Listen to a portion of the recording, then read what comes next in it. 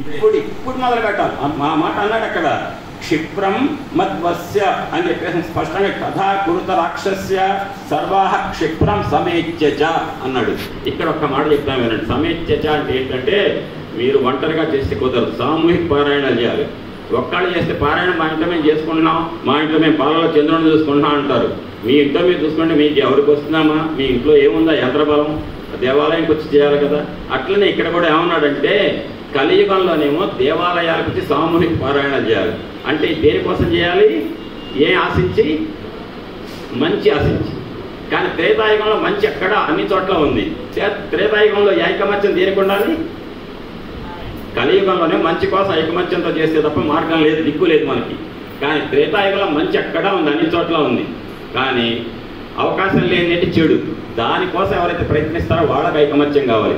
అందుకని రాక్షసు రావణాసురుడు, రాక్షసులారా మీరు ఐకమత్యంగా అందరూ కలిసి ఇప్పుడే ఈ క్షణమే సీతమ్మని ఎట్ట చేస్తారు, ప్రయత్నం చేస్తారు, మీ ఇష్టం అని చెప్తూ ప్రతిలోమ అనులోమైశ్చ సామదానాది భేదనై ఆవర్జతయ వైదేహీం దండస్య ఉద్యమనేనచ అన్నాడండి. సామ దాన భేద దండ 4 ఉపాయాలు వాడండి. మంచి మాటలు చెప్పండి. లేకపోతే కనుక ఏమంటారంటే మంచి మాటలు చెప్తారు, తర్వాత దానం, నీకు మంచి మంచి నగలు ఇస్తాడు, హాయిగా ఆయన భార్యగా అని చెప్పు.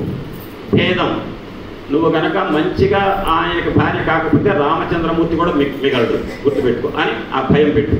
చిట్టది వినలేదనుకో 1004 కొట్ట. అదే మాట చెప్పాడు, కొట్టమని చెప్పాడు. మీరు దెబ్బలు కొట్టైనా ఒప్పించండి సీతని. కానీ నా 60 రోజులు ఆగలేదు, నేను నాకు ఎమ్మటే కావాలి, భార్య కావాలి, ప్రయత్నాలు మొదలు పెట్టండి. మీకు ఆర్డర్ ఇస్తున్నా, 4 మార్గాలు ఏ మార్గమైనా వాడండి. ఇప్పటివరకు కూడా రాక్షసులు చుట్టుపక్కల కాపలా కాసేవాళ్ళు ఏమనుకుంటున్నారు, ఈమె మీద బాగా ఇష్టపడి పట్టుకొచ్చాడు సీతమ్మని రావణాసురుడు. ఏమనగానే ఏమనంటే రాజుగారు ఊరుకోడు.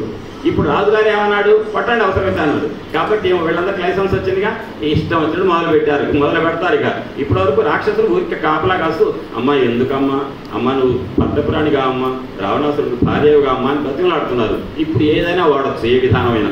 అది అయిన తర్వాత ఉపగమ్య తత క్షిప్రం రాక్షసి ధాన్యమాలిని, ఆ రకంగా చెప్పగానే ధాన్యమాలిని అనేటువంటి ఒక భార్య ఉంది అక్కడ. ఆమె ఎంత ఇష్టమైందంటే లేటెస్ట్గా పట్టుకొచ్చాట ఆమె మీద మహామక్కువతో. ఆమె మీద ప్రతి వాళ్ళు రావణాసురుడి మీద ప్రేమతో వచ్చారటండి. ఆయన డబ్బులు, ఆయన యొక్క కండబలం అవన్నీ చూసి ఈ రాక్షసులతో మనకు మంచి సుఖాలు వస్తాయి అని వచ్చారట. కానీ ధాన్యమాలిని అట్లా కాదట, రావణాసురుడు కూడా బాగా ఇష్టపడి తీసుకొచ్చారట. అంటే బలం ఎవరికి ఎక్కువ? ధాన్యమాలిని. తీసుకొచ్చి నన్ను కొద్ది రోజులు కూడా కాలేదు, మళ్ళీ సీత అని వెంటబడ్డాడు. మళ్ళీ 4 రోజులు వచ్చి సీత కాక ఇంకొక వెంటబడతాడా? అంటే నన్ను బాగా ఇష్టపడి తీసుకొచ్చాడా? నాకు ఆయన ఇష్టం కాక ఆయనకు నేను ఇష్టమయ్యానా? అటువంటి నన్ను కాదని మళ్ళీ ఇంకో సీత అంటున్నాడా అని చెప్పి ఒక పథకం వేసింది ధాన్యమాలి. నాథాన, ఎందుకు నాథ? ఆమె ఎవరు? మనిషి. ఎట్టుంది? 10 నెలలు తిండిలాగా చిక్కిపోయిన ఆ స్త్రీ నీకేమైనా సుఖం ఇస్తుందా? ఇవ్వదు. నేనున్నాను కదా నీకు అని ఇక్కడ ఆయన చెప్పినటువంటి మాటలు కొన్ని అయితే చెప్పకూడదు ఉపన్యాసాల్లో. అది వాళ్ళు నీకు ఉన్నట్టున్నట్టు చెప్పారు, ఎందుకంటే ఆయన మహర్షి కాబట్టి. ఒక మాట అయితే చెప్తా, విపర్ణయ కృపణయ మానుష్య రాక్షసేశ్వర. వివర్ణయ అంటే అర్థం ఏంటంటే 10 నెలలు తిండిలాగా పాలిపోయి ఉందాం. కృపణయ, మొహం చూస్తే దీనంగా పెట్టుకొని కూర్చుంది. మానుష్య, నువ్వెవరు భయ? రాక్షస శరీరంతో మంచి పుష్టిగా ఉన్నావు. ఆమె ఎవరు? మనిషి. నీకెందుకయ్యా? ఆమె సుఖం ఇస్తుంది నీకు? అర్హత ఉందా అసలు ఆమెకు? ఆమెకు నీకు సుఖం ఇచ్చే శక్తి ఉందా? లేదు అని విదధమర శ్రేష్ఠ తవ బాహుబలార్జితాన్ అన్నది ధాన్యమాలి. నేను నీకు ఈ మధ్యనే వచ్చిన భార్య, ఎంతో ఇష్టమై నన్ను పట్టుకొచ్చావు, నేనుండగా నీకు ఆమె సుఖం ఇస్తుంది, నేను ఇస్తా సుఖాన్ని రా అని. నాథ, ఆమెకి బ్రహ్మగారు నువ్వు రాత రాయలా. ఏ రాత రాయలా?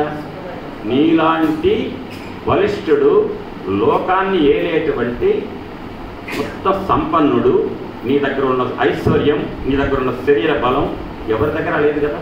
అటువంటి నిన్ను భర్తగా పొంది ఆ రాత రాయలేదు. ఎందుకు ఎక్కువ వెంటబడతావు? బ్రహ్మ నువ్వు రాయనప్పుడు ఆమె గురించి అని ఒక మాట అన్నాడు. అకామాం కామయానస్య శరీరం ఉపతప్యతే ఇచ్చంతీం కామయానస్య ప్రీతి భవతి శోభన. పురుషుడు ఒక స్త్రీని కోరేటప్పుడు ఆ స్త్రీ కూడా పురుషుడి పట్ల ఇష్టపడితే తప్ప సుఖం ఉండదు. తప్పన దానికి బాధే మిగులుతుంది. స్త్రీ కూడా ఎస్ అని ఒప్పుకుంటే అప్పుడు సుఖపడతాడు. నీకు ఆమె ఒప్పుకోవట్లేదు, ఎందుకు ఆమె గురించి నీ ఆరాటం, వదిలిపెట్టు, నేనున్నాను అని అంటే అప్పుడు ఆమె ఉద్దేశం ఏంటంటే ఈ మధ్య నన్ను పట్టుకొచ్చాడు మళ్ళీ సీత అంటున్నాడని ఈమెకి కోపం స్వార్థం. పైకి ఏంటంటే ఆ సీతకి ఎక్కడ కోపం వచ్చి బూడిద చేస్తున్నారు భయం.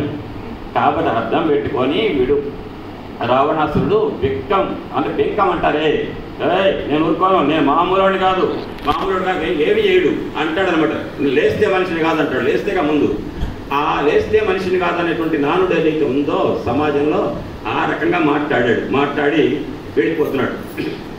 అప్పుడు విశ్వనాథ వారు ఒక మాట అంటారు, దానికి ఏమన్నారంటే ఈయన, ఇక దీని బ్రతుకు 2 నెలలు అంటే పెట్టాడుగా, టైం పెట్టాడు. ఎన్నాళ్ళు? ఇంకా 2 నెలలు. ఆ రోజుకి ఎన్ని నెలలు గడిచింది? 10 నెలలు. 10 నెలలు గడిచింది. అంతకుముందు అరణ్యవాసం ఎన్నాళ్ళు చేశారు? 13 సంవత్సరాలు. 13 సంవత్సరాలు 10 నెలలు అయిపోయింది. ఇంకో 2 నెలలు పెట్టాడు. ఎంత పూర్తవుతుంది? 14. అసలు ఖచ్చితంగా దశరథ మహారాజు కైకేయి చెబితే అరణ్యవాసానికి రాముణ్ణి అర్ధరాత్రి నువ్వు పో అంటే వెళ్తానికి సిద్ధమయ్యాడు.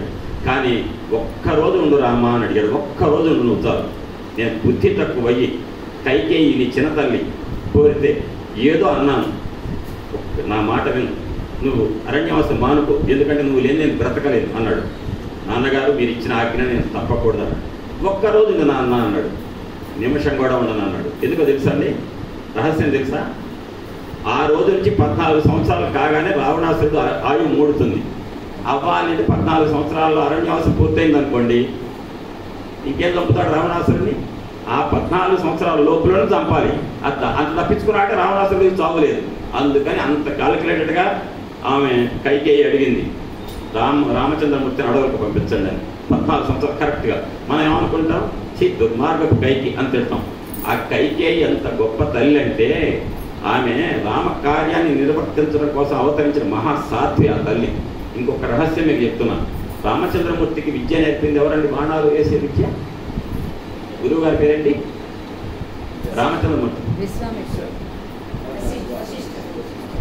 రామచంద్రమూర్తికి అస్త్ర విద్య నేర్పింది విశ్వామిత్రుడు. శస్త్ర విద్య నేర్పింది ఎవరంటే కైకేయి, చిన్నతల్లి. కైకేయి నేర్పిందండి. అంత ప్రేమ రాముడు అంటే కైకేయికి. కానీ ఈ రాముడు అవతరించింది దేనికి? రావణాసురుడిని చంపడానికి. 14 సంవత్సరాలే మిగిలింది. ఇవాళ కనుక మన అరణ్యవాసం పంపించకపోతే రావణాసురుడు చంపడం కుదరదు అని అంత లెక్కేసుకొని పంపించిందండి కైకేయి. ఆ రకంగా వెళ్ళి ఇక దీని బతుకు 2 నెలలు, ఎవరిని అంటున్నాడు? రావణాసురుడు సీతమ్మని. ఇక దీని బ్రతుకు 2 నెలలు ఒక దారికి వచ్చేనేని ఒప్పుగా వచ్చు. దారికి వచ్చి నాకు భార్య అవుతుందా? మర్యాద వస్తుంది. నొకరి అయి రాదయేని, నొకరి అంటే మూర్ఖురాలయ్యేని మొండిదై గనక ఇదే వాటి 10 నెలల బట్టి ఏమంటుంది? నేను రాను, నువ్వు రాక్షసుడివి, నేను మనిషిని అంటుంది కదా. అట్టనే కనుక ప్రవర్తిస్తే నొకరి అయి రాదయేని కరకచంబుల కోసి ఖండ ఖండంబులుగా. కరకచం అంటే ఏంటంటే సామిల్ ఉంది కదా, టేకు దొంగలు కోసేది, ఆ రంపం, అవే అన్నమాట. ఆ దొంగలు కోసినట్టు కోస్తారు సీతమ్మని. ఏముందా ఒంట్లో మాంసం, కానీ ఆమెని కొయ్యడానికట కరకచం కావాలట, రంపం కావాలట. కరకచంబుల కోసి ఖండ ఖండంబులుగా అని చెప్పాడు. చెప్పి ఇవాళ సీత నేను మామూలుని కాదు, నా లెక్క నేను అనుకున్నాను అనుకుంటే భయపడకుండా వెళ్ళిపోయాడు. ఎందుకంటే గట్టిగా మాట్లాడితే ఆమె చూపు చూస్తుంది భయం. ఆ భయంతో వెళ్ళిపోయాడు. వెళ్ళిపోయిన తర్వాత వీళ్ళు మొదలు పెట్టారు, ఏమ్మ రాక్షసులు మొదలు పెట్టారు. ఏమన్నారు? ముందే కొట్టమన్నాడు రావణాసుడు. రావణాసుడు ఏం చెప్పాడు? సామం, దానం, భేదం, దండం. సీత నీకు మా రావణాసుడు రాజుగారి యొక్క వైభవం నీకేం తెలుసు? ఆయన ఎవరు తెలుసా? బ్రహ్మగారి కొడుకు పులస్త్య బ్రహ్మ, ఆయన కొడుకు విశ్వస బ్రహ్మ. విశ్రవస బ్రహ్మ ఎవరో తెలుసా? బ్రహ్మ అంత తేజస్సు కలిగిన వాడు. ఆ విశ్రవస బ్రహ్మ కొడుకు రావణాసురుడు. అంటే బ్రహ్మగారి తలంలో వంశంలో 4వ వాడు, అంత వైభవంతో ఉన్నవాడు.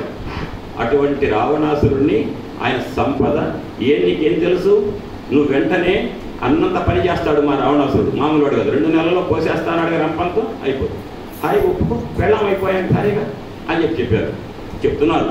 ఒక దుర్మిఖి అని ఒక రాక్షసు ఉంది అక్కడ చుట్టుపక్కల ఉన్నటువంటి వంకర ముక్కు, వంకర కన్ను, రకరకాల తీవ్రమైనటువంటి అసహ్యం పుట్టే రూపాలు ఉన్నటువంటి రాక్షసులు ఉన్నారు. వాళ్ళు దుర్ముఖి ఏమన్నదంటే, రావణాసురుడుకి భయపడి సూర్య భగవానుడు కిరణాలు ఎట్లా ఇవ్వాలి? తీక్షణంగా ఇవ్వాలా? చల్లగా ఉండాలా? కావలసినంత వేడి కావాలి. ఇప్పుడు ఎండాకాలంలో వచ్చే రోహిణి కార్తెలో కూడా రావణాసురుడు కనుక నువ్వు పగబాగా ఎండవద్దు అంటే చల్లటి కిరణాలు ఇస్తాట. వర్షాకాలంలో బాగా వేడిపోయే కిరణాలు ఇస్తాట. ఎవరు చెప్పినట్టు వినాలట? సూర్యుడు, రావణాసురుడు. అంటే సూర్యుడే తన కిరణాలు ఎంత వేడిమితో ఇవ్వాలో రావణాసురుడు చెప్తే వింటాడు. ఇక నువ్వెంత సీత అని చెప్పింది. ఆ రకంగా 3 లోకాల సంపదలు ఉన్నాయి ఈ లంకలో, హాయిగా నువ్వు రాణివిక, సంపదకు అధిష్టాన దేవతక అని చెప్పి, నువ్వు మనిషి కావాలి, నా భర్త మనిషి, రాముడు ఏంటి అంటే ఒక్క రాముడు అనేది మనిషి ఒక్కటేగా నీకు, అంతేగా. ఈయన రాక్షసుడు, అంతేనా తేడా? అవేం లేదు. సంపద లేకుండా రోడ్ల మీద పడి అడవుల్లో తిరుగుతున్న రాముడి కంటే సంపదల తొత్తులు తిరిగేటువంటి రాజైన రావణాసురుడే మంచి అని ఇట్లా చెప్పారట. చెప్పి నా మానుషీం రాక్షస్య భార్య భవితుమర్హతి కామం ఖాదత మాం సర్వాన్ కరిష్యామి ఓచ అని ఏమంటారు? నేను మనుష్య స్త్రీని రాక్షసునికి భార్యను కావటం కుదరదు, అది నాకు సాధ్యం కాదు, యుక్తం కాదు, ధర్మం కాదు నన్ను భార్యగా అమ్మంటాం మీ రాజుగారికి. కాబట్టి మీరు నన్ను ముక్కలు చేసి తిన్నా ఇప్పుడు తినండి, నాకు అభ్యంతరం లేదు, నేను రెడీ. కానీ రావణాసుడికి భార్యను మాత్రం నేను కాను అని చెప్పి, ఇది వినండి. భారతీయ స్త్రీ యొక్క గొప్పతనాన్ని రామాయణంలో వాల్మీకి మహర్షి చెప్పిన శ్లోకం ఎటువంటిదంటే, సీత నోట పలికించాడు. దీనోవా రాజ్యహీనోవా యో మే భర్త సమే గురు నత్తం నిత్యం అనురక్తాస్మి యథా సూర్యం సువర్చల. సూర్య భగవానుడికి వర్చస్సు అనేటువంటి కాంతి ఏదైతే సువర్చల అనే కాంతి ఎట్టయితే వెన్నంటి ఉంటుందో, ఎట్టయితే విడదీయలేమో, ఆ విధంగా నా భర్త రాముడే నాకు గురుస్థానము, నాకు పూజనీయుడు. ఎవరు? నా భర్త. ఆ భర్త దీనోవా వీరుడు కానీ, రాజ్యహీనోవా రాజ్యం పోని. అంటే భారతీయ స్త్రీడ మన భర్తకు ఒకప్పుడు ఐశ్వర్యం ఉండొచ్చు, పోవచ్చు, ఉద్యోగం ఉండొచ్చు, పోవచ్చు, కానీ భర్త స్థానం భర్తనే, గౌరవించదగిన గురుస్థానం. కాబట్టి నేను నా భర్తను గౌరవిస్తా. అతనికి రాజ్యం ఉండని పోని, ఐశ్వర్యం ఉండని పోని, అతని దీనుడు కానీ రాజ్యహీనుడు కానీ అని చెప్పాను. ఆ సూర్యుడితో పాటు ఎట్లయితే వర్చస్సుంటుందో నేను నా భర్తతో అనుగమిస్తాను. ఇక్కడ అందరూ కూడా వినండి. 9 మంది మహానుభావుల యొక్క పేర్లు వాళ్ళ భార్యలతో సహా చెప్తారు వాల్మీకి మహర్షి. జాగ్రత్త, ఎంత గొప్ప అంటే ముందు అన్నీ చదువుతాం, 7 లైన్లు చదివి ఒక్కొక్కటి దాని అర్థం కూడా మీకు ఎమ్మటే అర్థం అయిపోతుంది.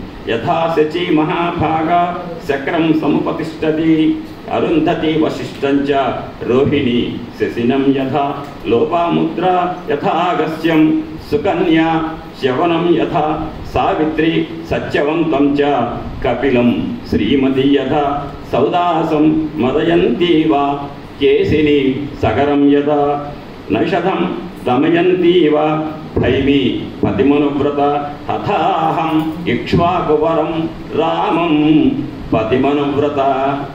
నేను ఎట్లనో తెలుసా అని రాక్షసులకు చెప్పిందండి సీతమ్మ. ఇది రాక్షసులకు చెప్పింది కాదు, వాల్మీకి మహర్షి మనకి చెప్పాడండి. ఎట్లా అంటే, ఇది ఎట్లా అంటే స్త్రీమూర్తులు ఒక చోట కూర్చున్నప్పుడు 10 మంది కలిసి అనుకోవాల్సిన శ్లోకాలటండి ఇవి. మొట్టమొదట ఏమందామే? తం నిత్యమనురక్తాస్మి యథా సూర్యం సువర్చల అన్నది కదా. అంటే సూర్యుడికి సువర్చల అనేటువంటి కాంతి కిరణం విడదీయరా అందెట్టో అట్ట నేను రాముడి నుంచి వేరు కాను, ఆయనతో కలిసి ఉంటాను అని ఆ ఒక జంట ముందు చెప్పి తర్వాత 9 జంటలు చెప్పాడు వాల్మీకి. ఏంటంటే, ఏ విధంగా అయితే శచీదేవి దేవేంద్రుడితో అనుగమిస్తుందో, ఏ విధంగా అయితే అరుంధతీదేవి వశిష్ఠ మహర్షితో అనుగమిస్తుందో, ఏ విధంగా అయితే లోపాముద్ర అగస్త్యుడితో, సుకన్య చవన మహర్షితో, సావిత్రి సత్యవంతుడితో, శ్రీమతి కపిలుడితో, మదయంతి సౌదాసునితో, కేసిని సగరుడితో, భైమి అంటే భీముని యొక్క పుత్రికైన దమయంతి నలచక్రవర్తితో ఏ విధంగా అయితే అనుగమిస్తారో, నేను రామచంద్రమూర్తి ఇక్ష్వాకు వంశంలో శ్రేష్ఠుడైన రామచంద్రమూర్తితో అనుగమిస్తాను. ఇక్ష్వాకు వరం రామం, అది అక్కడ మాట. ఇక్ష్వాకు వరం రామం పతిమనువ్రత, నేను ఆయనతో అనుగమిస్తా అంటే అర్థం. అప్పుడు ఒక రాక్షసు అందట, ఏమ్మా నువ్వు మా రావణాసుడితోటే ఉండొచ్చుగా అట్లా 9 మందితో పాటుగా అని అన్నదట. అంటే రాక్షస బుద్ధి ఎట్టుంటుందంటే, నీ భర్తకి రాజ్యం లేదు కాబట్టి ముందే చెప్పింది, నాకు రాజ్యం లేకపోయినా ధనం లేకపోయినా నా భర్త నాకు నా భర్తే అయినా వీళ్ళకి ఎక్కాల. రాక్షస బుద్ధి అంటే అది. అని ఆ రకంగా అయిన తర్వాత ఈ మాట నన్ను పట్టుకొని మా రాజుగారికి భార్యను కమ్మంటే ఒక మాట వదిలిపెట్టకుండా 10 జంటల పేరు చెప్తుందా అని చెప్పి కోపం బాగా వచ్చిందట. అప్పుడు గండ్రగొట్టలు తీసుకొని నేను నిలబడ్డారటువంటి రాక్షసులు అక్కడే. అంటే ఎప్పుడు రావణాసురుడు చెప్తాడో చంపి ముక్కలు చేసి తిందామని చూస్తున్నారు. అంటే నరమాంసం తినక చాలా రోజులైంది వాళ్ళు రాక్షసులు. దొరుకుతుందేమో నరమాంసం అని ఆశపడుతున్నారు. రావణాసుడికి ఏ రోజన్నా కోపం వచ్చి ఈ సీత ఒప్పుకోవట్లే నాకు కోసేయండి తినండి అని అంటాడేమో అని గొడ్డలు పెట్టుకుని కూర్చున్నారు. గొడ్డలి పైకెత్తి అంటుందట ఆమె, నేయమర్హతి భర్త. నేను ఇందులో కల్పిస్తుంది ఏం లేదండి, ఉన్నదంతా వాల్మీకి రామాయణం చెప్తున్నాను ప్రతిదీ. నేయమర్హతి భర్తారం రావణం రాక్షసాధిపం. మా రాక్షసరాజైనటువంటి రావణాసుడికి భార్య అయ్యే అర్హత దీనికి లేదు, నరికేద్దాం అంటే రావణాసుడు నరకమన్నాడా? 60 రోజులు టైం ఇచ్చాడు. 60 రోజుల లోపల బెదిరియండి నాకు భార్యగా తేన. కానీ వీళ్ళకి ఆగట్ల ఆవేశం, చంపేస్తాం ఇప్పుడే, ఎందుకు నీకు అర్హత లేదు, మా రావణాసుడికి భార్య అయ్యే అర్హత నీకు లేదు అని అన్నారట. అని సీతే పర్యాప్తమే తావత్ భర్తృ స్నేహో నిదర్శిత సర్వత్ర అతికృతం భద్రే వ్యసనాయోపకల్పతే. దీని నుంచి వచ్చినట్టుంది. మీరు ఎక్స్ట్రా చేయకండి అంటారు కదా, ఈ మధ్య తెలుగులో చెప్తే ఎవరికి అర్థమవుతాయి, ఇంగ్లీష్ అయితే అర్థమవుతుంది. ఎక్స్ట్రా చేయొద్దు అంటారు కదా మీరంతా మాని. దాన్ని ఏమంటారు, అతి సర్వత్రా వర్జేయద్దు అంటారు మా జర్మన్ లాంటి వాళ్ళు. ఎందుకంటే ఇంగ్లీష్ కంటే తెలుగు ఎక్కువ వాడతారు కదా. అంటే అతి చేయకండి, మీరు జాగ్రత్త హద్దుల్లో ఉండండి అంటారు, అంతేనా? అతి చేయకంటున్నారు ఇక్కడ రాక్షసులు. ఏమనంటే, సీత నీ భర్త రాముడి మీద నీకు ప్రేమ ఉంది, చెప్తూనే ఉన్నావు, 10 నెలల బట్టి వాగుతున్నావు. నీ ప్రేమ మరి అతి చేయకు చాలు, ఇంతవరకు నువ్వు చూపించిన ప్రేమ చాలు, ఆగు. మరీ ఎక్కువ అతి చేసావనుకో, నీ భర్త రాముడు అన్నావు అనుకో, ఇప్పుడే చంపుతావు అని అన్నారు ఇక్కడ. నీకు చాలా కష్టాలు కొని తెచ్చుకుంటున్నావు, అతి ప్రవర్తించి నీ ప్రవర్తన హద్దుల్లో పెట్టుకో అన్నారు. అని ఇక్కడ రావణం భజభర్తారం భర్తారం సర్వరక్షసాం దివ్యాంగరాగా వైదేహి దివ్యాభరణభూషిత అద్య ప్రభృతి సర్వేషాం లోకానామీశ్వరీ భవ. ఏమన్నారు, ఏం ఛాన్స్ ఇచ్చారండి, నిజంగా ఎంత బెస్ట్ ఛాన్స్ ఇచ్చారంటే రాక్షసులు. ఇప్పుడు ఒప్పుకో మా రావణాసుడికి భార్యగా, ఇప్పుడు నేను లోకానికి ఈశ్వరి చేస్తామంట. లోకేశ్వరి కాదా అండి? లోకేశ్వరే కదా. కానీ మైపో దివ్యాంగ రాగాలు అంటే, అంగరాగం అంటే ఏంటి, మైపోతారు. ఏది మన మేకప్ టచ్అప్లు ఉంటాయి కదండి, అవి మంచిగా పూసుకో, నువ్వు పూసుకో. దివ్యాంగ రాగ వైదేహి దివ్యాభరణ భూషిత. ఈ అవకాశాలు ఇస్తున్నాం. ఎప్పుడు? రావణం భజభర్తారం, రావణాసురుడి పొందు, భర్తారం సర్వరా రాక్షసాం, సకల రాక్షస లోకానికి భర్త ఈ రావణాసురుడు. నిన్నేమంటున్నాడు, నీ ఒక్కదానికి భర్త అవుతా అంటున్నాడు. ఎంత ఛాన్స్ ఇచ్చాడు నీకు, సకల లోకానికి భర్త. భర్త అంటే ఏంటండి, భరించేవాడు అంటే పోషించేవాడు అంటే పాలించేవాడు. భర్త అంటే నిజానికి ఆ కుటుంబాన్ని పోషించేవాడు కాబట్టి ఇల్లాల యొక్క భర్తను భర్త అంటారు, కుటుంబాన్ని భరించేవాడు కాబట్టి. దేశానికి భర్త ఎవరు, పరిపాలించే నాయకుడు. ఇక్కడ రాక్షస లోకానికి ఎవరు, రావణాసురుడు. లోకానికి భర్త అయిన రావణాసురుడు నిన్ను భర్తగా తీసుకుని నీకు భర్తగా వస్తా అంటున్నాడు. ఆ ఛాన్స్ మిస్ చేసుకో. అదే కనుక నువ్వు ఇస్తాను ఒప్పుకుంటే నీకు మైపోతలు ఆభరణాలు దిగేసుకొని చక్కగా అద్య ఇప్పుడు ప్రభృతి సర్వేషాం అందరికీ లోకానామీశ్వరీ భవ. నేను లోకేశ్వరిగా ఇప్పుడే ప్రకటిస్తాం, మేము ఆ పదవిస్తాం. అంటే శ్రీమాత శ్రీ మహారాణి అన్నారు కదా, నిన్ను శ్రీ మహారాణి చేస్తాం అంటున్నారు సీతని. అప్పుడు ఆ శ్రీ మహారాణి కాకపోతేగా అంటే ఆ సంగతి తెలుసా రాక్షసులకి? మేము చేస్తాం అంటున్నారు. ఆల్రెడీ శ్రీ మహారాణి అయిన సీతమ్మని శ్రీ మహారాణి చేస్తారు, అది అయిపోయింది. అని అగ్నే స్వాహ యథాదేవి శచీంద్రేంద్రస్య శోభనే కిం తే రామేణ వైదేహి కృపణేన గతాయుష అంటున్నాడు. ఏమంటున్నాడంటే ఇక్కడ నువ్వు ఒక పని చేయి. అగ్నికి భార్య ఎవరు, స్వాహాదేవి. ఇంద్రుడికి ఎవరు, శచీదేవి. ఎవరు, రాక్షసులు చెప్తున్నారు. అంతకుముందే కాపీ కొడుతున్నారు అనమాట. అంతకుముందే అన్నదామే, నేను ఆయనకి ఆమెట్టో ఆయనకి ఆమెట్టో అట్ట నేను రాముడికి అని చెప్పేదిగా ఆ వినదాన్ని తెలివితేటలు ప్రదర్శిస్తున్నారు. ఇంద్రుడికి శచీదేవి, అట్ట నువ్వు రావణాసురుడికి కా. అయితే కనుక నీకు ఒక మాట చెప్తున్నాను, నువ్వు నమ్ము. ఈ లోకంలోకి రాక్షస లోకంలోకి అడుగు పెట్టే ధైర్యం ఇంకెవరికి లేదు. ఆల్రెడీ అడుగు పెట్టున్నాడు, పైన ఉన్నాడా, ఎవరి వల్ల కాదు, ఆంజనేయుడు చెట్టు మీద ఉన్నాడు. కానీ వీళ్ళ కోతలు ఏమవుతున్నాయి, మా రావణాసుడి లోకంలో పడుగు పెట్టే ధైర్యం ఎవరికి లేదు, రారు, ఎవరు రాలేరు. ఈ రాముడు అసలు రాలేడు.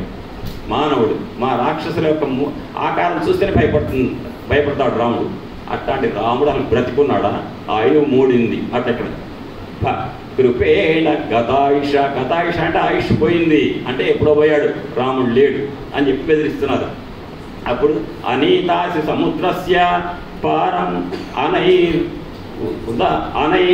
దురాసన్ అని సీత నీకు ఒక్కటి తెలుసా? ఇప్పుడు నువ్వు ఎక్కడున్నావు? సముద్రం ఎదురవుడు. ఎవరన్నా ఇక్కడికి రావాలంటే ఏం దాటాలి? సముద్రం దాటడం ఎవరికైనా సాధ్యమవుతుందా? మరి నువ్వు ఎట్లా వస్తాడు అనుకుంటున్నావు మీ ఆయన? కానీ ఉంది అసలు బుర్రందా నీకు? అంటే సముద్రం అనగానే అమ్మో సముద్రం దాటి వచ్చా కదా నేను, ఇక మా ఆయన రాలేడు కదా, కాబట్టి ఎందుకు ఒప్పేసుకుందాం రావణాసుడికి అని ఆమె దడుస్తుందేమో అని వాడు పిచ్చి భ్రమ. అనగానే ఒక రాక్షస అంటుందట ఈ మాట పెట్టుకొని. ఇది చూడండి ఎంత ఇదిగా చెప్తారు ఇక్కడ. 10 నెలలు రాని ఆ మగడు అంటే 10 నెలలు ఎందుకు ఏమైనా పట్టుకొచ్చి నిజంగా రాగలిగే ధైర్యం ఉన్న మగవాడు అయితే కనుక రాముడు ఎప్పుడు రావాలి?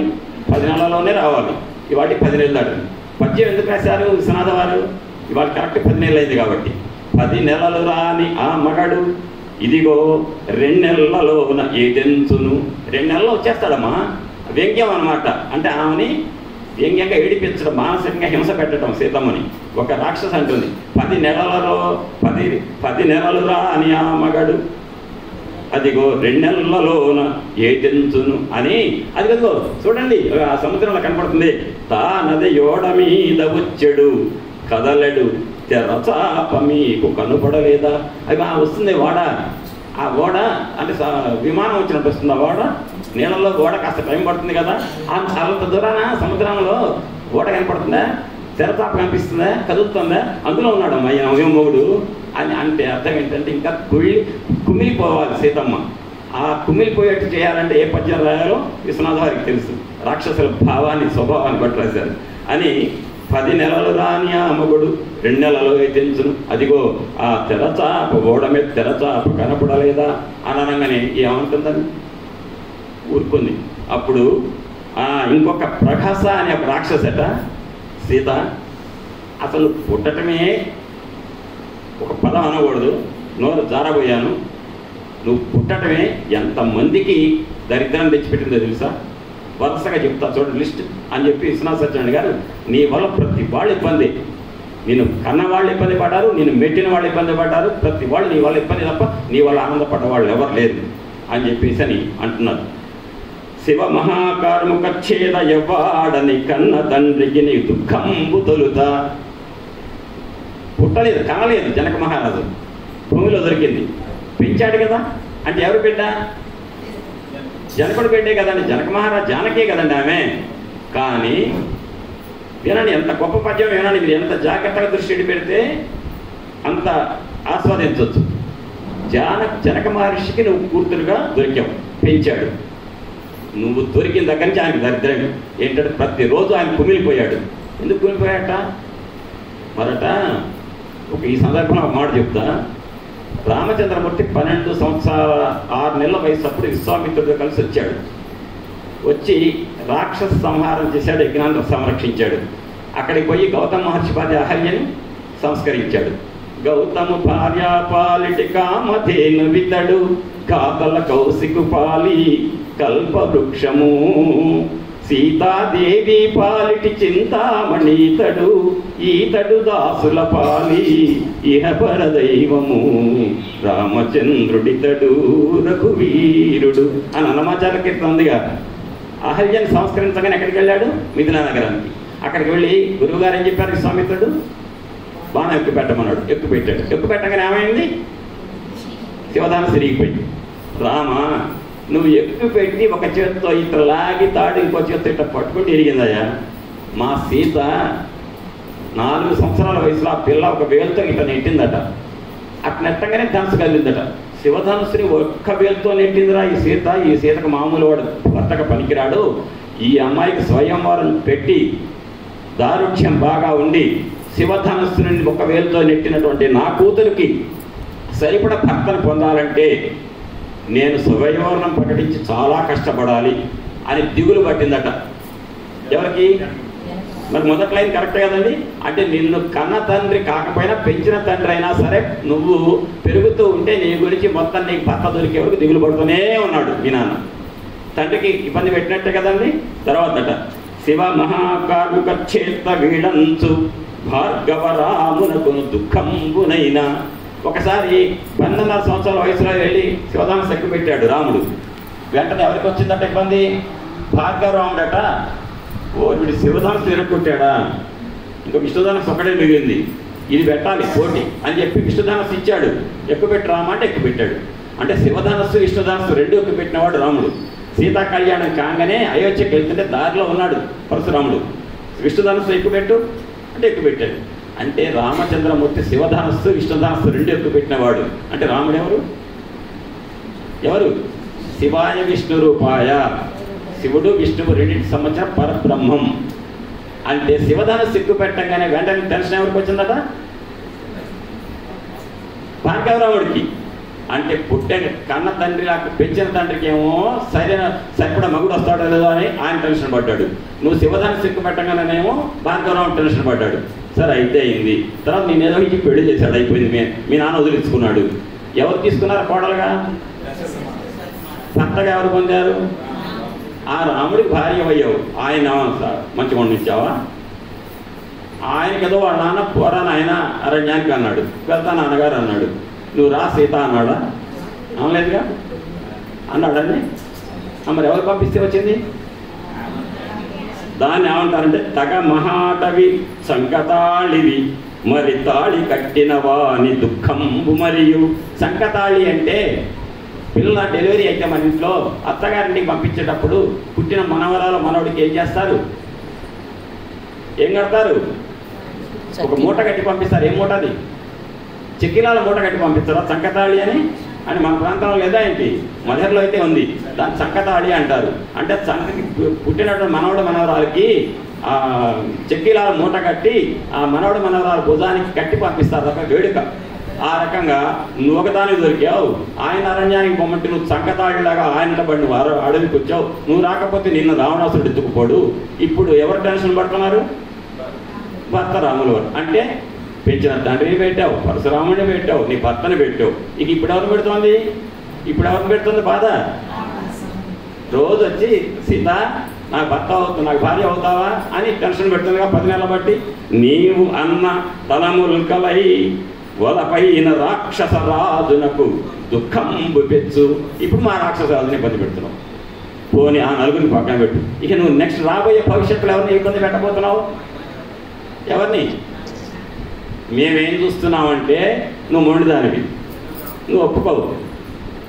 నువ్వు మొండిదానివి, ఒప్పుకోవు. ఒప్పుకోకపోతే ఏం చేస్తాడు? ఇంక 60 రోజుల తర్వాత సంహరిస్తాడు. ఆ సంహరించి శరీర ముక్కలు ఏం చేస్తాడు?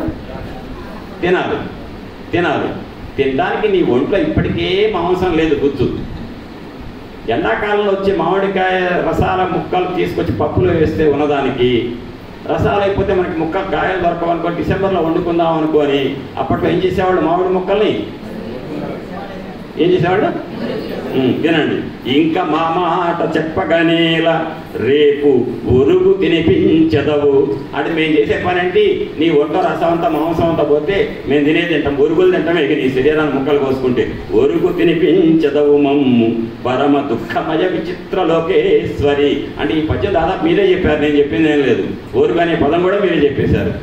అని పరమ దుఃఖమయ విచిత్ర లోకేశ్వరి మాయవై సుఖంబు చూపెదవు దుఃఖంబు నిరపి. నువ్వేం చేస్తున్నావు తెలుసా? ఎంత మాయ అంటే నువ్వు పైకేమో మమ్మల్ని మాకు ఏడుపు దుఃఖము తెప్పిస్తున్నావు, కానీ పై కబుర్లు ఏం చెప్తున్నావు? నువ్వు మాకు సుఖం చూపించినట్టుగా నాటకం ఆడుతున్నావు. అంటే నీ దగ్గర మొత్తం కూడా మాయలే ఉన్నాయి. అంటే ఇంతకు ఆమె ఎవరట? ఆమె ఎవరు? యోగమాయ. కృష్ణుడితో పాటు పుట్టిన ఆమె జగన్మాత అని చెప్తాం అనమాట. ఈ పద్యంలో చివరికి వస్తువు ఏంటంటే, ఇందులో ఈ పద్యంలో ఏంటంటే ఆమె ఇంతకు జగన్మాత. ఆమె ఇంతమందిని బాధ పెట్టిందని కాదు, ఇంతమందికి పరీక్షలు పెట్టి నెగ్గించింది వాళ్ళందరినీ. అదనమాట. ఇక అది అయిన తర్వాత యావన్నతే వ్యతిక్రామే తావ సుఖమవాప్నుహి ఉద్యానాని చ రమ్యాణి పర్వతోపవనాని చ. ఒక పని చెప్తా సీత విను. రాక్షసుల సలహా, ఇవన్నీ రాక్షస సలహాలు అంటారు వీటన్నిటిని. ఇప్పుడు చెప్తున్నాను కూడా గురువు గారు చెప్పిన సలహాలా రాక్షసులు చెప్పినవి. మా రాజుగారికి గొప్ప గొప్ప ఉద్యానవనాలు ఉన్నాయి, హాయిగా విహరించు. ఇంకొక మాట చెప్తున్నా నేను, వయస్సు అనేది ఆడవాళ్లకు యవ్వనం ఎక్కువ కాలం ఉండదు, తరిగిపోతుంది. ఈ శ్లోకం యొక్క అర్థం అది, ఉన్నదాటు చెప్తున్నా నేను మార్చకుండా. యవ్వనం ఆడవాళ్ళకి స్త్రీలకు తొందరగా తరిగిపోతుంది, తర్వాత అనుభవించలేదు. నువ్వు ఇప్పుడు యవ్వనంలో ఉన్నావు, మా రాజుగారు అడుగుతున్నారు, మా రాజుగారు. కాబట్టి యవ్వనాన్ని వృధా చేసుకోకు. ఈ మాట రాక్షసులు చెప్తారు, మంచివాళ్ళు చెప్తారు. మంచివాళ్ళు ఏం చెప్తారు, ఏమయ్యా మీరు ముసలిళ్ళయ్యాక అమ్మవారికి లలితా సహస్రం పారాయణ ఏం చేస్తారు, మోకాళ్ళు నొప్పులు వస్తాయి, చిన్న వయసులో వచ్చి నేర్చుకోండి అంటారా మీరు? అంతేగాని 60 తర్వాత వద్దురుగానే అంటారు మీరేమన్నా అందరూ. మీరు మీ అంటారు ముసలిళ్ళయ్యా, మీరు చిన్నవాళ్ళు రండి లలితా సహస్రం నేర్చుకోండి అంటారు. అంటే లలితా సహస్రం నేర్చుకొని గుళ్ళో పాడండి అనేవాళ్ళు యవ్వనం వృధా చేసుకోకండి, ముసలితనం వచ్చానికి మోకాళ్ళు నొప్పులు వస్తే రాలేరు ఎక్కువ, ఇప్పుడే నేర్చుకోండి అంటారు.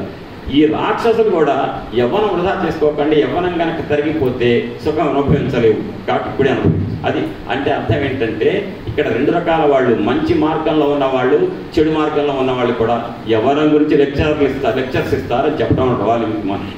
అది అయిపోయింది అని తస్సాస్య దీర్ఘ విపుల వేపంచాసితయా తదా దదృశే కంపిని వేణి వ్యాళైవ పరిసర్పతి అంటున్నాడండి వాల్మీకి మహర్షి. ఆ రాక్షసులు పెట్టే మాటల కట మనస్సు పిచ్చిగా అల్లకల్లోలం అయిపోతుందట, వణికిపోయిందట తల్లి. వణికితే ఆ సీతమ్మ వీపు మీద ఉన్న జడ ఊగుతుందటండి. ఎట్ట ఊగిందంటే ఒక పాము వంకరలాగా కదులుతుంది, అట్ట కదిలిందటండి అమ్మాయి యొక్క జడ. దేని సూచిస్తుంది? ఋషులు ఉట్టిగా రాస్తారండి, ఏది పడితే అది నోటికి వచ్చింది, ఆలోచన ఏది పడితే అది రాయరు. మహర్షులు రాశారంటే దాంట్లో ఎంతో అర్థాలు ఉంటాయి. ఆయన ఏంటంటే, రావణ సీతమ్మను నీ రాక్షసులు బాధ పెడుతుంటే ఆ బాధకు భయపడి వణికిన సీతమ్మ వీపు మీద ఉన్న జడ పాము కదిలినట్టు కదులుతుంది వంకరగా. అంటే ఆ సీత ఎవరో కాదు, నీ లంక పాలిటి కాళరాత్రి కాళనాగు. యాం సీతేత్యభిజానాసి ఏయం తిష్టతి తే గృహే కాళరాత్రి ఇది తాం విద్ధి సర్వలంకా వినాశినీం అంటాడు రేపు ఎల్లుండి. ఎవరు? ఆంజనేయ స్వామి అంటాడు రావణాసుడితో. నువ్వు అనుకుంటున్నావు ఆడదనుకుంటున్నావు, సీత ఎవరో తెలుసా? 5 పడగల సర్పం నీ లంకను కాటేస్తుంది, నువ్వు నీ సొంతంగా మెడకు చుట్టుకున్నావు, నేను ఎవరు చుట్ల స్వయం స్కంధ అవసక్తేనా అంటాడు అక్కడ ఆంజనేయుడు. కాబట్టి ఆ మాట ముందే ఇక్కడ సూచన ఇచ్చాడు. జడ వంకరగా కలతటాలను బట్టి ఆ అమ్మ ఎవరో కాదు, నాగుపాము. ఆ అమ్మ నీ లంక పాలిటి కాళరాత్రి అని చెప్పాడు. చెప్పి ఏషాల్ప పుణ్య కృపణ వినశిష్యామి అనాథవత్ సముద్ర మధ్యేనో పూర్ణ వాయువేగైర్వాహత. నా బ్రతుకు ఎంత హీనంగా తయారైందో అని సీతమ్మ బాధపడుతుందట. ఏంటంటే నేను దీనురాలని, అల్ప పుణ్యం పోగొట్టుకున్నదాన్ని. నాది ఎట్లుందంటే సముద్ర మధ్యంలో ఒక ఓడ సరుకులతో వస్తుంటే ఆ ఓడ సరుకులతో ఉన్న ఓడ వస్తోందట, కానీ గాలి ప్రతికూలంగా వెళుతోందట. అప్పుడు ఓడ ముందుకు వస్తుందా? ఓడ వస్తుంటే దానికి అనుకూలంగా వీచవలసిన గాలి ప్రతికూలంగా వీస్తే నౌక యొక్క గమనం ఎట్టయితే మందగిస్తుందో నా యొక్క అదృష్టం కూడా మందగిస్తుంది, నేను బ్రతకటం కష్టమే అని బాధపడుతుంది సీతమ్మ. అప్పుడు అంటుందండి, దిగస్తు కలు మానుష్యం దిగస్తు పరవశ్యతాం న శక్యం యత్పత్యక్తుం ఆత్మచ్ఛందేన జీవితం. ఎంత గొప్ప శ్లోకం అండి ఇది. సీతమ్మ అంటుందట, పెద్దలు మహానుభావులు చెప్తుంటారు, పుణ్యాత్ములు పండితులంతా కూడా ఎప్పుడు పడితే అప్పుడు మరణం కోరుకుంటే రాదు, మరణం కావాలి అంటే వస్తుందండి. కావాలని ప్రయత్నిస్తే ఆత్మహత్య అంటారు, మహాపాపం కదా. కావాలని కోరుకోగానే భగవంతుడు ఇస్తే కనుక తప్పు లేదు, ఇస్తాడా? ఇవ్వడు. లేదా ఒక వారం రోజులు పోస్ట్ పోన్ చేయమని అడిగితే చేస్తాడా భగవంతుడు? వస్తే చేయడు. అంటే వాయిదా పడదు, ముందుకు రాదు, ఎప్పుడు రావాలో అప్పుడు వస్తుంది. అదే పండితులు చెప్తుంటారు, ఇప్పుడు నాకు అర్థం అవుతుంది, ఈ క్షణంలో మానసికంగా నేను పట్టిన తీవ్ర వేదనకు నేను బ్రతకటం దండగా, ఈ క్షణం చచ్చిపోవాలి. నేను చచ్చిపోవడానికి ఏం కావాలి? సాగు రావాలి. అది ఎవరివ్వాలి? నా చేతిలో లేదు. ఎవరు? నేనెవరిని? మనిషి బ్రతుకు ఎంత దుర్భరం. సీతమ్మ అంటుంది, పరాధీనులట భగవంతుడికి, భగవంతుడి మీద పరాధీనులు అంటే ఇక్కడ ఏం చెప్తారు తెలుసా కొంతమంది పండితులు? రాముడు నా భర్త, ఆయన కనుక ఫోన్ చేసి సీత ఆత్మహత్య చేసుకోలేక నువ్వు రావణాసుడి దగ్గర అడ్జస్ట్ కాలేకపోతున్నావుగా అంటే చేసుకుంటుందట. రాముడు చెప్తాడు ఆ మాట? చెప్పడు. ఎవరు రాముడు? తనకు భర్త. కానీ అట్టంటలేదు. రాముడు ఎవరంటే జగత్పిత, ఆమె సీతమ్మ జీవాత్మ, మనందరి ప్రతినిధి. రాముడు భగవంతుడు. భగవంతుడి నుంచి జీవాత్మని వేరు చేసి లంకలో పెట్టాడు. ఎవరు? దుర్మార్గుడైన రావణాసురుడు. ఆ జీవాత్మను పరమాత్మతో కలపాలని ప్రయత్నం చేసేవాడు ఎవరు? ఆంజనేయుడు. అంటే ఆంజనేయుడు గురువు, రావణాసురుడు దుష్టుడు. ఒక గురువుకు వ్యతిరేకం ఎవరు? దుష్టుడు. దుష్టుడు ఎవరంటే రావణాసురుడు. ఆ దుష్టుడు చేసిన పని తిప్పగొట్టి, అంటే మనకి బుద్ధి లేనితనాన్ని ఎక్కించి చెడగొట్టారండి మనల్ని ఒక స్నేహితుడు. మనల్ని బాగు చేయాలంటే మంచి మాటలు చెప్పి బాగు చేసేది ఎవరు? మంచి మాటలు చెప్పి బాగు చేసేవాడు ఎవరు?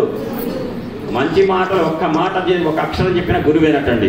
గురువు గారు అంటారు. సరే గురువు అంటే ఏంటంటే ఒక్క అక్షరం చెప్పిన గురువేనట. అసలు గురువు అంటే అర్థం ఏంటి? కాషాయ బట్టలు వేసుకొని రుద్రాక్ష వేసుకొని తిరిగేవాడు కదా గురువు అంటే. గౌరవించదగిన వాడు గురువు, గౌరవింపదగిన స్థానంలో ఉన్నవాడు గురువు. అది అయిపోయింది కదా.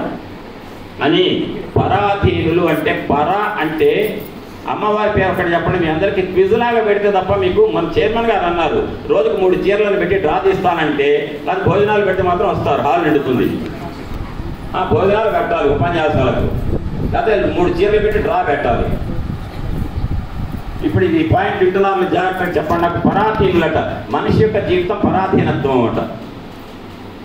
అమ్మవారిని ఏమని పిలుస్తారు మీరు? ఒక పేరు ఇప్పుడు అన్నదాంట్లో వచ్చి తీయండి. ఆ మాట ఏంటో ఏంటి? పరాశక్తి. చక్కగా మంచి ఆన్సర్ ఇచ్చారు. ఏంటంటే పరాశక్తి. పరా అంటే అర్థం ఏంటి తెలుసా అండి? తనది కానిది పర. పరాయి వాళ్ళు అంటారు. పరాయి వాళ్ళు అంటే ఏంటి? మా వాళ్ళు కానివాడు. మనం అంతా కూడా పుట్టినవాడు ఏదో ఒక 70, 80, 90 ఏళ్ళకి పోవాల్సిన వాడు.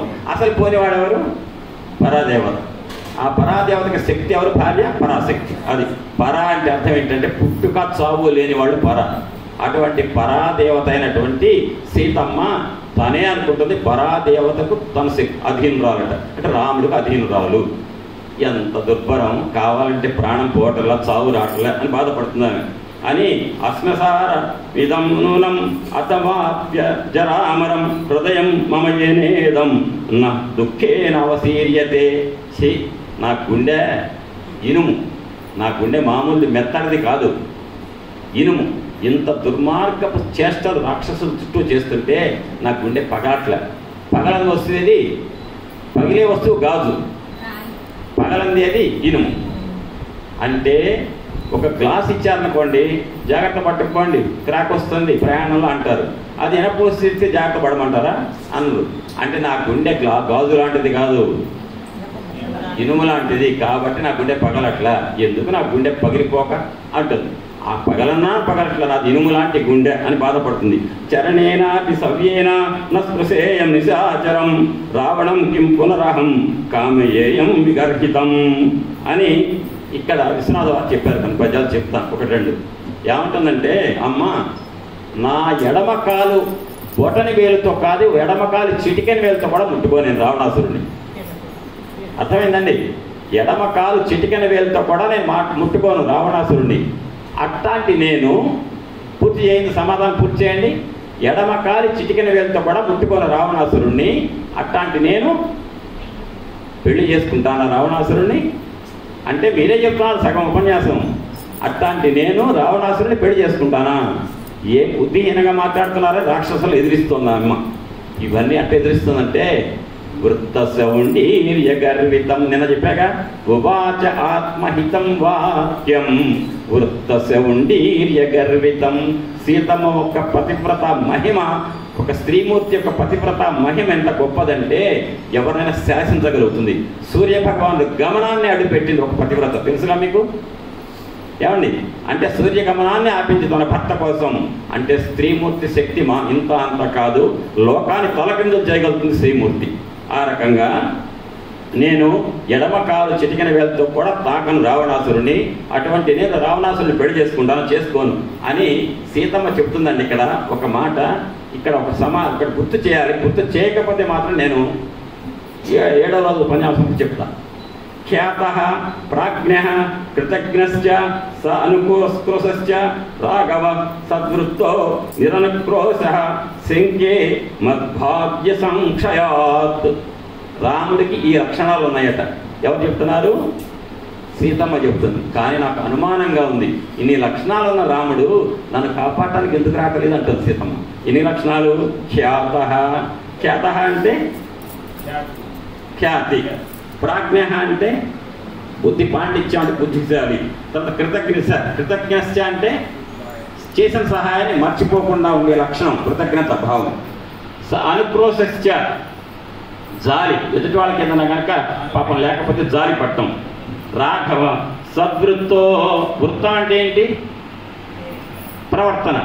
వృత్తం అంటే ఇది కాదు, వృత్తం అంటే వృత్త సేవండి ఇడియ గర్వితం అన్నాక ఇప్పుడే సీతమ్మ ఎందుకు ధైర్యంగా మాట్లాడుతుంది? వృత్త సేవండి ఇడియ గర్వితం అన్నా కదా, అంటే ఆ చరిత్ర, ఆ శీలం గొప్ప శీలం కలిగినట్టు. రాముడు కూడా అంతే గొప్ప శీలం కలిగినవాడు. భార్య అని ఎవరు ఎత్తుకపోతే సీత అని కూడా తిరుగుతున్నాడు తప్ప ఇంకెవరిని పెళ్లి చేసుకోలేదు. అంటే ఆ వృత్తం. తర్వాత సద్వృత్త నిరనుక్రోశ, జాలి లేని వాడయ్యాడేంటి చివరికి? నాకు అనుమానం వస్తుంది, ఎందుకని నన్ను కాపాడటానికి రావట్లా నా రాముడు అని చెప్పి. అది అంతకుముందు రావణాసురుడు గురించి చెప్పేటప్పుడు ఇవన్నీ కూడా ధర్మంతో కూడుకున్న అంశాలు. రావణాసురుడు కూడా చెప్పింది కొన్ని లక్షణాలు, వాళ్ళు చెప్పారు రాక్షసులు. కానీ అందులో ధర్మం అనేది లేదు. ధర్మం ఎక్కువ శాతం లేదు. మావాడికి ధనం ఉంది, మావాడికి బిల్డింగులు ఉన్నాయి, మావాడికి రాజరికం ఉంది, మావాడికి బంగారం ఉంది, పుష్ప విమానం ఉంది, ఇంకా ధర్మం లేదు. ధర్మం లేనివాడు రావణాసురుడు. అన్నీ ఉన్న ధర్మంతో కూడుకున్నవాడు ఎవరంటే, ఈ సమయంలో మీకు ఒక మాట చెప్పదలుచుకున్నా. కామం అంటే తెలుసుగా, కోరిక. కామం అనేది ఉండాలా అక్కర్లేదా మనిషికి? కోరిక అనేది ఉండాలి. ఇంకా సుందరకాండ ఉపన్యాసం వినాలనేది కూడా కామమే కదా. కానీ కామానికి ఏ స్థానం ఇవ్వాలో శాస్త్రం ఏం చెప్తుందో తెలుసా అండి? ధర్మ, అర్థ, కామ, నాలుగోది మోక్షం. మొదటిది ఏంటండి? రెండవది అర్థం, మూడవది అంటే ఆ చివరికి మోక్షం వస్తుంది. అంటే మోక్షం వచ్చేటు సెట్టు ఆ నాలుగు అయితే అందులో కామం ఉందా లేదా? కానీ ధర్మబద్ధంగా అర్థం సంపాదించి కామం తీర్చుకో, మోక్షం వస్తుంది. ఇంకో కామం ఉంది, కామ, క్రోధ, లోభ, మోహ, మద, మాత్సర్యాలు. ఎన్నో ప్లేస్లో ఉంది కామం? మొదటి సెట్. ఇప్పుడు నేను దాచిపెట్టాగా బాకీ మీకు ఒక ఉందిగా, శత్రుకర్షణ, ఆ బాకీ తీరుస్తా కొంచెం, అంటే పూర్తిగా తీర్చాను. కామం కోరిక తీరింది, నేను గెలిచా, ఎమ్మెల్యే అయ్యాను, నేను గెలవలే, ఫలానా వాళ్ళు ఓడిపోయా. అప్పుడు ఏమవుతుంది? క్రోధం. గెలిచిన తర్వాత మంత్రి కావాలి. లోభం, క్రోధం, కామ, క్రోధ, లోభం. గెలిస్తే లోభం. మోహం, నేను మంత్రి అయ్యాను కదా, మరి నా భార్యని కార్పొరేషన్ చైర్మన్ చేయాలి, నా కొడుక్కి ఎమ్మెల్సీ అనేవాళ్ళు కనీసం. దాన్ని ఏమంటారు? మోహం. మోహం. తర్వాత కామ, క్రోధ, లోభ, మోహ, మదం. నా భార్య కార్పొరేషన్ చైర్మను, నేను మంత్రి, నా కొడుకు ఎమ్మెల్సీ, నా అల్లుడు ఎంపీ, కాబట్టి చివరికి వస్తాడు అప్పుడు, ఏమయ్యా నువ్వు మంత్రి, నీ భార్య కార్పొరేషన్ చైర్మన్, నీ అల్లుడు ఎమ్మెల్సీ, నీ కొడుకు ఎమ్మెల్సీ, నీ అల్లుడు ఎంపీ, అంతే కదా? నువ్వు చూడు, ఆ ఇంట్లో చూడు, బిడ్డ, అల్లుడు, కొడుకు, కోడలు, భార్యాభర్త, అందరికీ పదవులు ఉన్నాయి, మీతో నలుగురికేగా ఉంది అనగానే ఏమొస్తుంది వాడి మీద? ఈయనకి దాన్ని చివరిది ఏంటి? కామ, క్రోధ, లోభ, మోహ, మద, మాత్సర్యం అంటే ఏంటి? ఈర్ష్య. మీరే చెప్తున్నారు కదండి అన్ని, నాతో ఏం చెప్పించకుండా. ఈర్ష్య అంటే కామం నుంచి ప్రారంభమైనటువంటివన్నీ ఈర్ష్యకు దారి తీస్తాయి. అది మనిషి బ్రతుకుకి పండదు, మోక్షం రాదు. ఇక్కడ మోక్షం ఎక్కడ ఉందా? ఆ కామం ఎక్కడుంటే వస్తుందట మోక్షం? మూడో స్థానం. దానికి ముందు ఇద్దరు ఎవరు? ధర్మార్థాలు. అది అది ఇప్పుడు అర్థమైందిగా మీకు. ఆ శత్రుకర్షణ దాంట్లో సగం చెప్పా, 7వ రోజు మిగతా చెప్తా.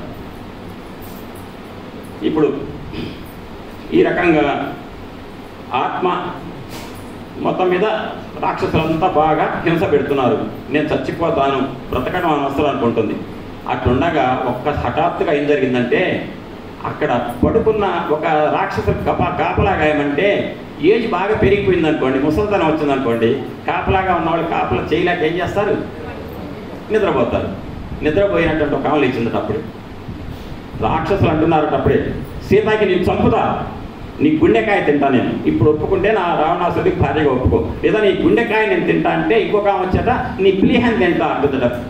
ఒక లివర్ తింటా అంటుందట, ఒక ఆమె కిడ్నీ తింటా అంటుందట. నాకు అవి ఇష్టం, నీ శరీరంలో అంటే వాల్మీకి రామాయణంలో ఉన్నవి చెప్తున్నాను, నేను సొంతంగా కల్పించలే. శరీరంలో ఉన్న భాగాల పేర్లు చెప్పి ఒకళ్ళు గుండె తింటే ఒకళ్ళు కాలేయం తింటారట, ఒకళ్ళు ఇంకేదో తింటారట సీతలు. ఆ రకంగా మేము తింటా అని చెప్పి రాక్షసులు మాట్లాడుతుంటే ఒక ముసలమ్మ లేచిందట, ఆత్మానం ఖదతాం మన్యే, మిమ్మల్ని మీరు తినండి అందరట. మిమ్మల్ని మీరు తినండి ఏంటది, ఏం మాట్లాడుతున్నారు? ఆమె తింటారా మీరు? ఆమె గుండె తింటారా? ఆమె కాలేయం తింటారా? మిమ్మల్ని మీరే తినేసేయండి అని. ఆత్మానం ఖాదతానార్య నా సీతాం భక్షయిష్యత జనకస్య సుతామిష్టాం స్నుషాం దశరథస్య చ. ఇప్పుడు నాకు ఒక కళ వచ్చింది. ఆ కళలో ఏం జరిగిందో తెలుసా అని చెప్తుంటే ఒక్కసారి ఏం జరిగిందో చెప్పవే ముసల్దానా అంటున్నారట. ఇదే మాట అని.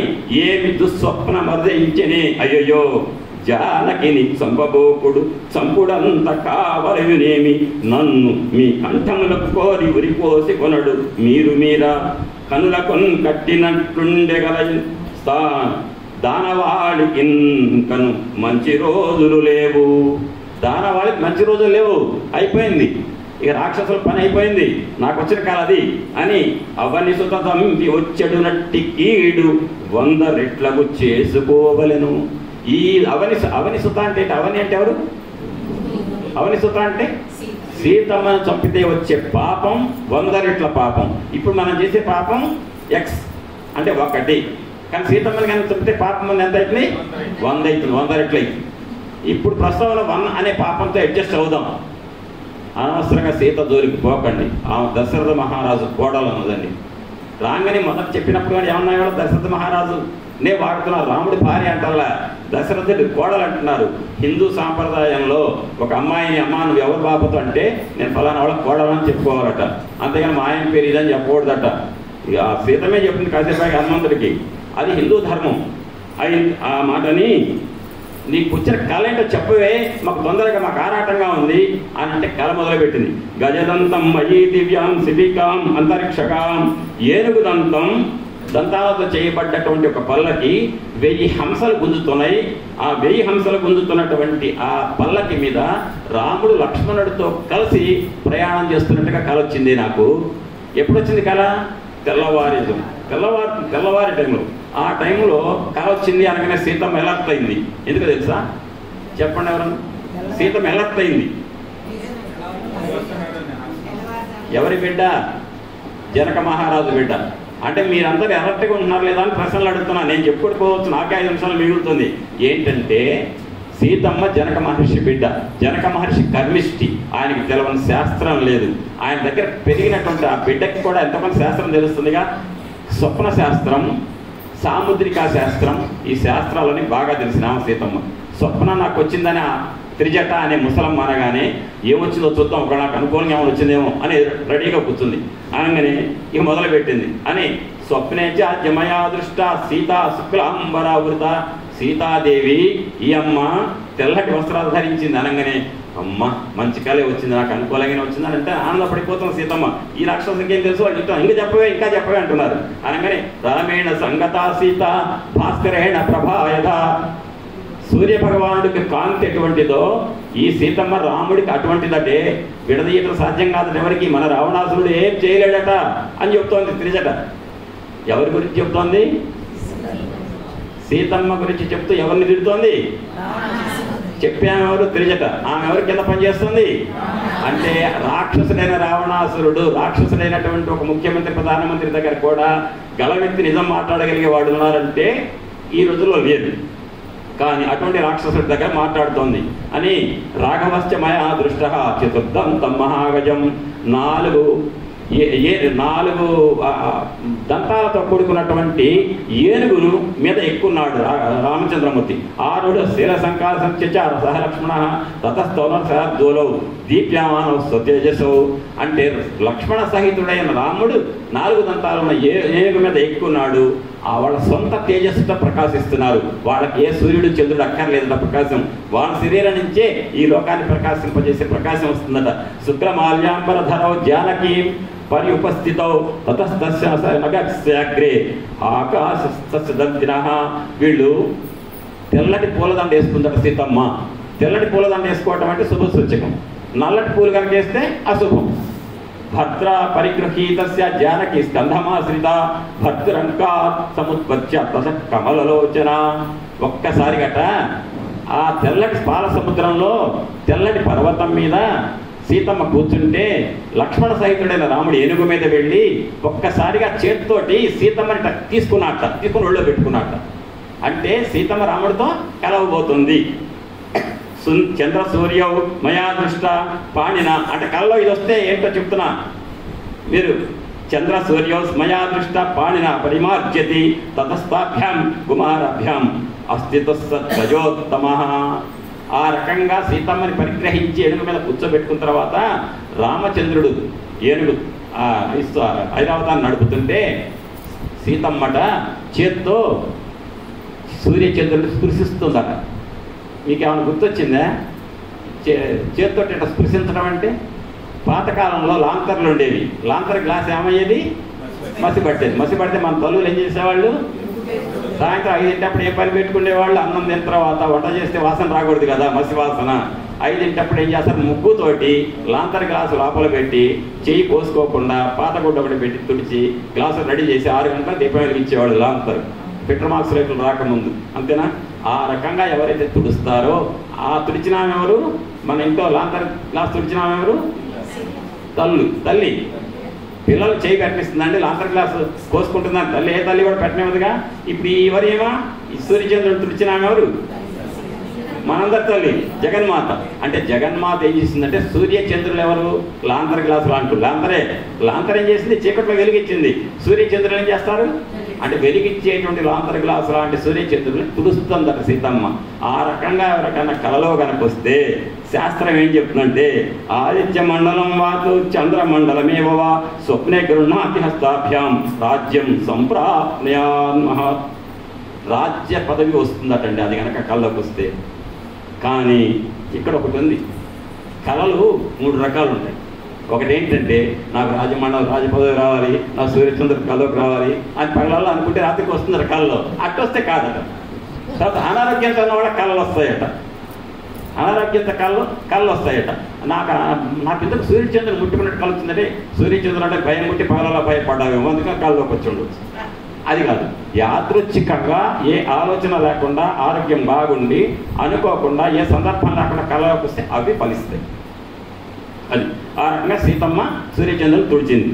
తర్వాత ఉత్తరాం దిశమాలోక్య జగామ పురుషోత్తమ ఏవం స్వప్నే మయా దృష్టో రామ విష్ణు పరాక్రమ. ఏం మాట్లాడుతున్నాడండి వాల్మీకి? అనొచ్చా ఈ మాట?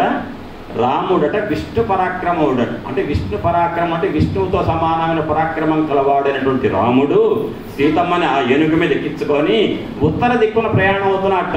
ఉత్తర దిక్కు ప్రయాణం అంటే మంచిదేగా, దక్షిణ దిక్కు ప్రయాణం అంటే మంచిది కాదు. ఇప్పుడు సీతమ్మని ఎటు పట్టుకుపోయాడు? దక్షిణ దిక్కు. మళ్ళీ ఆమెను ఎటు పట్టుకురావాలి? ఉత్తర దిక్కు పట్టుకురావాలి కదా. ఆ రకంగా వెళ్తున్నట్టు కళ వచ్చిందట త్రిజటికి. చెప్పి ఇంకా మనసారున్నారే మన రావణాసుడు. ఆయన గారి పరిస్థితి ఏంటి తెలుసా? రావణస్య మయా దృష్ట క్షిత తైల సముక్షిత రక్తవాస పిబన్మత కరవీర కృతసజ.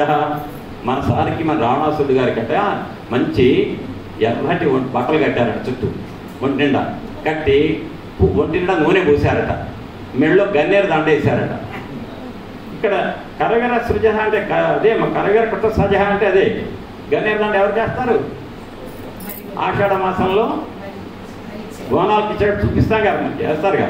బలి ఎవరిని ఇస్తున్నారో వాళ్ళు గన్నేరు దండ వేస్తారు. రావణాసురుడు గన్నేరు దండ వేశారంటే రావణాసురుడు ఏం చేయబోతున్నాడు? బలి కాబోతున్నాడు అని అర్థం. అని అనగానే వెంటనే ఒక రాక్షసు అందట, ఎంత చేసినా మూర్ఖుడు రాజుకు ఒక ఉంటారు. ఎందుకంటే మళ్ళీ ఎలక్షన్లో వేరే గెలుస్తాడేమో, ఎందుకైనా మంచిది, వ్యతిరేకించడం ఎందుకైనా ఒకటి ఉంటాడు అని ఆ రాక్షసు ఉంది. కానీ తిండిని జీర్ణించుకోలేని లేక తలయు తోకయు లేనట్టి కలలు వచ్చు త్రిజట మిక్కిలి వృద్ధయు తిండిపోతు దీనికి స్వప్నములు మరి రానిదెప్పుడు.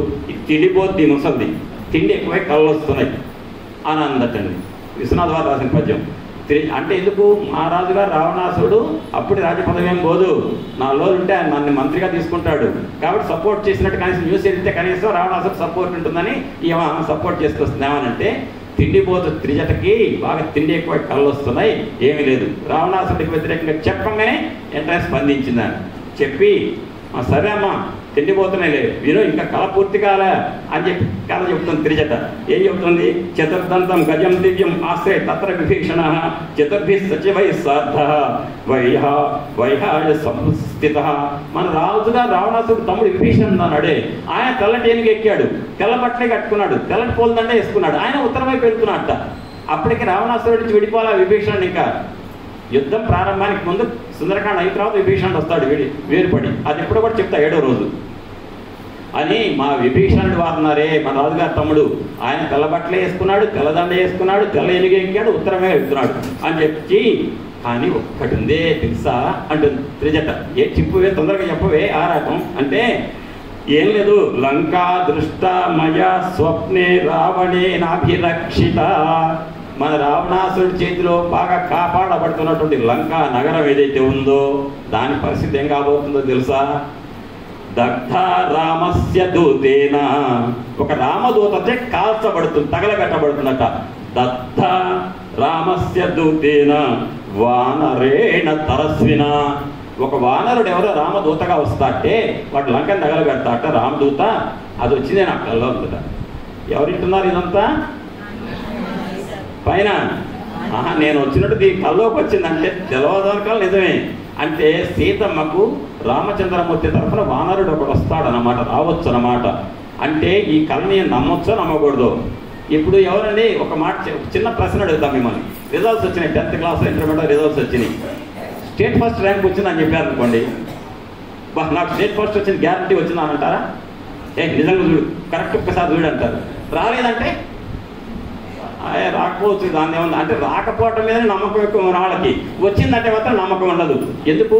మంచి విషయం జరిగిందంటే ఒక పట్టాన్ని నమ్మరు, ఎందుకంటే జరిగిందా మనకి మంచి అని. అందుకని ఇక్కడ సీతమ్మ కూడా నానోమాతురాలు కదా, ఒక వానరుడు వస్తాడా లంకను తగలబెడతాడా చూద్దాం అని అనుకుంటుంది. పాప తగలబెడితే మంచిదే అని. ఇదంతా ఆల్రెడీ నేను వచ్చున్నాను చెట్టు మీద అని ఆయన అనుకుంటున్నాడు. నాకు ఈ పని కూడా ఒకటి ఉందన్నమాట. అంటే ఏమో కల్లోకి వచ్చిందంటే నేను చేయాలిగా పని, లంకను తగలబెట్టే పని ఒకటి నాకు ఎక్స్ట్రా వచ్చిందా అని ఆయన అనుకున్నాడు. నేను సీతమ్మను చూడాలనుకుని వచ్చా, రామయ్యకి చెప్తాం అనుకుని వచ్చా, ఇప్పుడు నాకేం ఎక్స్ట్రా పని ఒకటి పెడుతోంది, మరి దానికి నేను టైం చూసుకోవాలని అనుకుంటున్నాడు ఆయన. అప్పుడు విశ్వనాథ్ గారు ఒక పద్యం రాశారు. దీనికి మీరు ఎవరద్దు, మన చైర్మన్ గారే చెప్పాలి సమాధానం. అంత కోతి ఇంకా మీరు ఎవరని చెప్పినా ఓకే, ఎందుకంటే ఆయన గారు పిల్లలేక అందరూ కూడా. అంత కోతి ఒక కోతి వచ్చి తగలబెట్టింది లంకని అనగానే విశ్వనాథ వారికి పొంగిపోయాడు, రాశాడు ఒక పద్యం. అంత కోతి ఒకడే అవనిలో నాతడు వాలి. లంక మీదకి దండెత్తి రావణాసురుడిని చెంప మీద కొట్టి తగలబెట్టి ధైర్యం ఉన్నటువంటి కోతి అంటూ వానరుడు ఉన్నాడంటే లోకంలో ఎవరు? వాలి. అది ఎట్ట 7వ రోజు చెప్తా.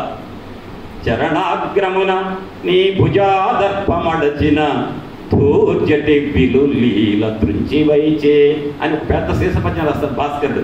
అది చెప్తా. రావణుడి కొలువులో ఆంజనేయ స్వామి వారు అనే మాట చాలా బాగుంటుంది ఆ పద్యం. అక్కడ విషయం ఏంటంటే స్పష్టంగా చెప్తా. ఇప్పుడు గుర్తుపెట్టుకోండి, రావణాసురుడిని ఈ లోకంలో దడిపించే ఒకే ఒక్క వానరుడు ఉన్నాడంటే ఎవరు? వాలి. ఆయన ఎవరింతకు రావణాసురుడికి శత్రువు కాదండి. ఆ శత్రువు కాదనే విషయం ఎల్లుడి చెప్తా అన్నాక మర్చిపోయారు. శత్రువు కాదు, మిత్రుడు, అది గుర్తుపెట్టుకోండి. అదే అంటున్నారు. అంత కోతి ఒకడే అవనిలో నాతడు వాలి రావణునకు వాడు సకుడు. అంటే భయపడి సకుడు ఫ్రెండ్షిప్ చేసుకున్నాడు. నిజంగా అయితే శత్రువే, కానీ ఎందుకు వచ్చిన గోళ ఈ వాలి ఎట్నే ఉంటే చంపుతాడేమో అని ఫ్రెండ్షిప్ చేసుకున్నాడు అనమాట. ఆ రకంగా సకుడయ్యాడు తప్ప నిజంగా సకుడు కాదు, భయపడి సకుడయ్యాడు. అంత కోతి ఒకటి అవనిలో నాతడు వాలి వాడు రావణునకు వాడు సకుడు. మళ్ళీ అంత కోతి రావాలంటే వాలి అయితే రాడు కదా రావణాసుడికి వ్యతిరేకంగా, ఎందుకంటే ఇద్దరి మధ్య ఒప్పందం ఉందిగా. ఇక చెప్పండి, ఇక ఈ లంకను తగలబెట్టగలిగే కోతి ఇంకోటి రావాలంటే ఎవరు వస్తారు?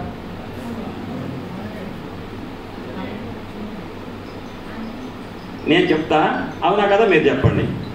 అంత కోతి మరల అగుపించవలెనన్న శివుడు కోతి రూపు చెందవలెను అన్నాడు. అర్థమైందా? ఆ కోతిగా ఎవరు రావాలట? అంటే రావణాసురుడి తన్ని తగలేసే శక్తి ఎవరికి ఉందంటే వాలికి ఉంది. లోకంలో కనిపించే వాళ్ళలో కనిపించకుండా ఉండి రావణాసురుడిని మొట్టికాయ వేయగలిగే ధైర్యం ఎవరికి ఉంది? ఆయన నమ్మే శివుడినేగా ఆరాధించేది శివుడు కోతిగా రావాలట. వస్తాడండి శివుడు కోతిగా? ఏం చెప్పాను నీకు మీ మొదటి రోజున? ఆంజనేయ స్వామిగా వచ్చినాడు శివుడు అని చెప్పాను లేదా? మొదటి రోజు చెప్పా కదా. మధ్యలో వచ్చిన వాళ్ళు చెప్పరు, ఆన్సర్ చెప్పకపోవచ్చు, కానీ మొదటి రోజున వాళ్ళు చెప్పాలి. అంటే ఆంజనేయ స్వామి వారి శివుడే ఆంజనేయ స్వామి వారిగా వచ్చారు. అక్కడ ఏం చెప్పాను నేను మీకు? త్రిపురాసుర సంహారానికి రామచంద్రమూర్తి విష్ణుమూర్తి బాణంగా పనిచేసినందుకు రాముడుగా అవతరిస్తున్నాడు త్రేతాయుగంలో. రావణ సంహారం కోసం పరమేశ్వర నువ్వేం చేస్తావంటే సుందర సుభగ శ్రీమాన్ హనుమాన్ మారుతాత్మజ అన్నాడు. నేను సుందరుడి పేరుతో హనుమంతుడనే బిరుదునామంతో శుభగుడై శ్రీమంతుడై నేను రామకార్యంలో ఉంటా అన్నాడు. శ్రీమంతుడంటే అర్థం ఏంటండి? శ్రీమంతుడంటే ఏంటి? శ్రీమంతుడు అంటే గొప్ప మనసు, ధనం అంట, అంతే కదా. శ్రీ అంటే ఏంటండి? ధనం. ఆంజనేయ స్వామికి ఏ ఆస్తి ఉందండి? మరి భార్య పిల్లలు ఉన్నారా? రాజ్యం ఉందా? మంత్రి పదవి ఉందా? ఏమైనా ఉంగరం తీసుకో ఒక్కొక్క సీతమ్మ ఎదుగు అంటే స్వామికి చెప్తాం అన్నాడు. ఆయన శ్రీమంతుడు అనొచ్చా? శ్రీమంతుడే. ఎందుకు శ్రీమంతుడు అంటే సుందరకాండ అంతా అయిన తర్వాత చివరికి రామ సీతమ్మ ద్వారా తీసుకొచ్చానయ్యా అని చెప్పగానే నేను రాజ్య సంపద లేదయ్యా, నాకు ఇప్పుడు అరణ్యవాసం చేస్తున్న వాడిని, నేను నీకు ఇప్పుడు ఏమీ కానుక ఇవ్వలేను, నా పరిస్థితి బాగాలేదు అని ఆలింగనం ఇస్తున్నాను ఇచ్చాడు. రాముడు ఆలింగనం కంటే సంపద ఇంకోటి ఉందా? లేదుగా. రాముడు ఆలింగనం పొందింది ఎవరు?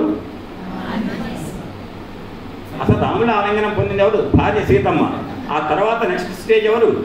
రెండో వ్యక్తి ఎవరు? అంటే ఎవరితో సమానం ఆంజనేయుడు?